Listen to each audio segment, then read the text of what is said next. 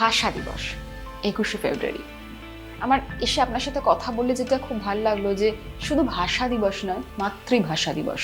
আমি সেই জায়গাটা থেকে একটু শুরু করব। প্রত্যেকটি মানুষেরই নিজেদের একটা আনুগত্য, শ্রদ্ধা, ভালোবাসা সব কিছু জড়িয়ে আছে তার মাতৃভাষার সঙ্গে। মানুষ যেমন মাকে ভালোবাসে, তেমনি মায়ের মুখের ভাষা, যে ভাষা তুমি প্রথম কথা বলতে পেরেছি, তার সঙ্গে একটা অদ্ভুত বন্ধন। বলে একটা আক্ষেপ পেলাম যে এই যে বাংলা কথা, বাংলা ভাষা, আজকালকার দিনের যারা মানে নতুন প্রজন্ম, আমরা যদি 5 মিনিট বলতে বলি তাদের মধ্যে 1 মিনিটও পারবে না। অন্য ভাষা শেখো, আয়ত্ত করো, তাতে কোনো ক্ষতি নেই, কিন্তু মাতৃভাষাকে অবজ্ঞা করে না, অসম্মান করে না, তাহলে তুমি এটাও হারাবে, ওটাও হারাবে। বিলুর মনে কোনো দ্বিধা নেই, আর আমার চোখের কোণে জল চিকচিক। আমি কি একটু ছোঁয়া দিতে পেরেছি বিলুর এই 9 বছরের নৈতিকতায়?